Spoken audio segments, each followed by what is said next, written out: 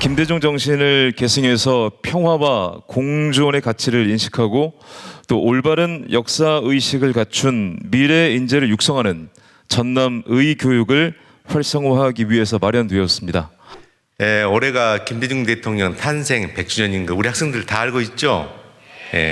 그래서 우리 학생들이 여기에 참여한 학생들은 일부는 지난 김대중 대통령 100주년을 맞이해서 저희 독일 체코로에서 의로운 길, 김대중 대통령이 걸었던 역사 탐방을 했고 또 청소년 역사 탐구대에 참여했던 학생들도 있는 걸로 알고 있습니다. 우리 학생들이 정말 미래의 주인공인데 김대중 대통령님의 어떤 민주, 인권, 평화의 그 정신을 항상 가슴에 새기면서 여러분들이 미래에 더욱더 멋진 학생이 될 것 같습니다. 평화는 인류가 누려야 할 가장 기본적인 권리이자 지속적인 발전과 공동체의 번영을 위한 필수 불가결한 조건입니다. 이에 전남에서는 지난 7월 22일부터 8월 2일까지 역사 속에서 평화를 향한 노력과 그 교훈을 찾아보고자 전남학생의회 의원들과 역사탐구대회 성적 우수자들을 대상으로 독일, 체코, 폴란드로 역사 글로벌 탐방을 다녀왔습니다.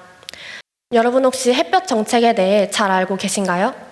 햇볕 정책의 핵심은 북한 체제를 인정하고 포용하면서 점진적으로 변화를 이끌어내는 것이었습니다. 이에 따른 햇볕 정책의 원칙을 크게 3가지로 정리해봤는데요. 첫 번째는 도발 불응의 원칙입니다. 북한의 체제를 인정하고 평화적 공존을 추구하며 북한과의 경제적 협력을 통한 점진적인 관계 개선을 목표로 한 평화적 공존 및 경제 협력이 있습니다.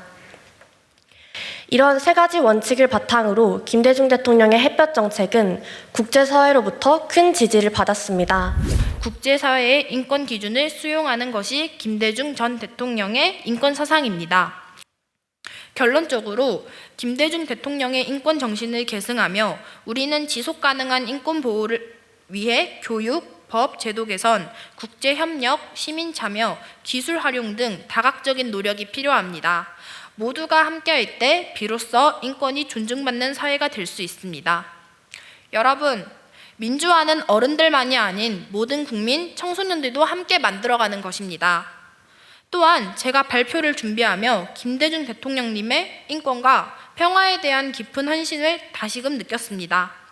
오늘 이 자리를 빌어 그분의 정신을 마음에 새기고 우리도 각자의 자리에서 작은 실천으로 이 가치를 이어가기를 바랍니다.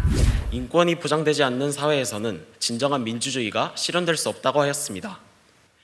베를린 장벽은 1961년부터 1989년까지 독일을 동독과 서독으로 나누었던 물리적인 장벽으로 독일의 분단과 갈등을 상징하기도 하지만 1989년 베를린 장벽이 무너지면서 세계에 평화적 메시지를 전달하였습니다. 이곳에서 저희는 독일 평화의 정신을 배울 수 있었습니다.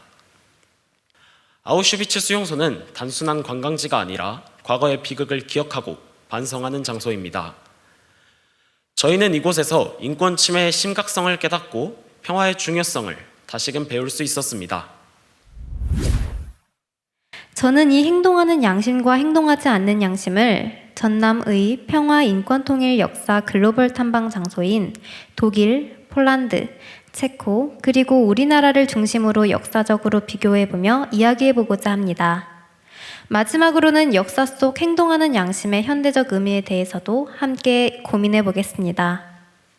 김대중 전 대통령의 행동하는 양심 정신을 오늘날 실천하기 위해서는 무엇보다 일상 속 작은 실천들이 중요합니다. 첫째, 주변에서 목격하는 불의나 부당함에 침묵하지 않고 목소리를 내야 합니다. 학교나 직장에서 누군가 부당한 대우를 받거나 차별을 겪고 있을 때 나서서 도울 수 있습니다. 목소리를 내는 건 어려우면서 어려운 일이 아닙니다. 지역의 발전을 위해 정책 제안을 하시는 학생의원 여러분, 자치활동에 임하시는 학생 여러분 모두 침묵이 아닌 목소리를 높이는 방안을 택하신 것이라 할 수 있습니다.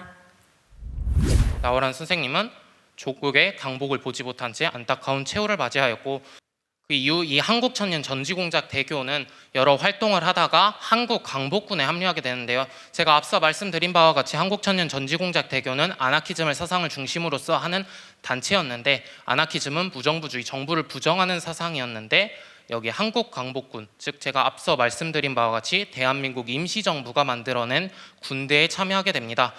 즉 사상적으로만 본다면 굉장히 모순적이고 잘못된 그런 모습이라고 할 수 있지만 나월안은 이 조국의 독립이 훨씬 더 중요한 대의라고 생각하였기에 자신의 사상을 한 차례 내리고 조국의 독립이란 대의를 위하여서 한국 강복군에 참여하여 활동하게 됩니다.